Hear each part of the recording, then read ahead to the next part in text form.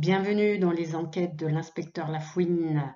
À toi de me dire qui était le précédent coupable et de découvrir le prochain coupable.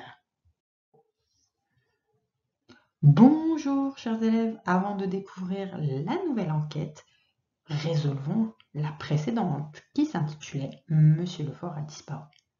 Sophie Lefort vient demander l'aide de l'inspecteur Lafouine. Son mari a disparu depuis 3 jours. Il m'a téléphoné pour me dire qu'il restait chez un client pour dîner. Depuis, je n'ai plus de nouvelles, dit-elle dans un sanglot.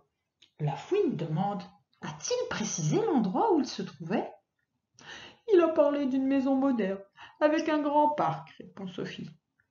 Il a ajouté: du salon, la vue sur la campagne était magnifique. Le lendemain matin, l'inspecteur se rend dans l'agence qui emploie Lefort. Il ressort avec la liste des clients qu'il devait rencontrer le jour de sa disparition. Le premier est un noble, vivant dans un vieux manoir près d'un étang. Le second, un médecin, vit seul dans une grande villa surplombant une petite rivière. Le troisième dirige une grande entreprise et habite dans un appartement situé au 3e étage, face à la zone industrielle de la ville. Le quatrième est un architecte qui vient d'emménager dans une maison en bois construite en plein cœur d'une forêt. Lafouine n'a aucun mal à trouver la personne qui a vu Monsieur Lefort pour la dernière fois. Et toi?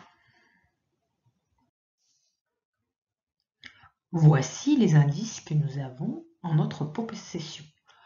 Monsieur Lefort a indiqué à son épouse qu'il était dans une maison moderne, dans un grand parc, et que la vue était magnifique. Nous avons 4 suspects, dont un habite un appartement au 3e étage. Donc c'est le troisième dans le texte qui dirige une grande entreprise.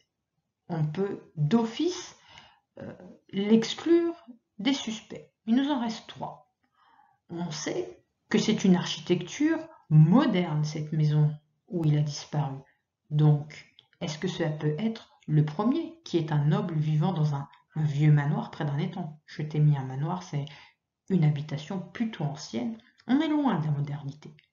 Donc il nous reste le médecin qui vit seul dans une grande villa surplombant une petite rivière, ou alors l'architecte qui vient d'emménager dans une maison en bois construite en plein cœur d'une forêt.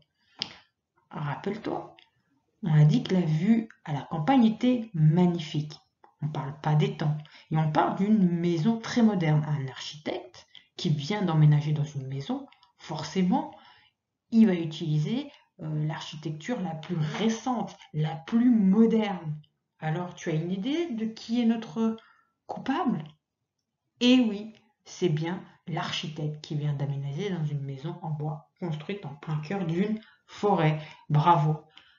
Et avant de découvrir la nouvelle enquête, un petit point culture. Ce petit point culture est consacré à Picasso. Picasso, tu en as sûrement entendu parler, pas la voiture, l'artiste. C'était un peintre, un dessinateur, un sculpteur espagnol. Il est considéré comme le fondateur du cubisme et de l'art surréaliste. Alors, il a œuvré au XXe siècle et il a peint pléthore de tableaux, énormément de tableaux, plus de 1800, plus de 1200 sculptures, des céramiques, des dessins, des tapisseries. Je t'ai mis un florilège de ses œuvres et je voulais t'en parler d'une plus précisément, c'est Guernica. Guernica, c'est le tableau en noir et blanc en bas à gauche de ton écran. Il a été peint en 1937. C'est une représentation dramatique du bombardement de la ville de Guernica pendant la guerre civile espagnole. Je te laisse découvrir cette nouvelle enquête et je compte sur toi pour aider l'inspecteur Lafouine à la résoudre. Au revoir.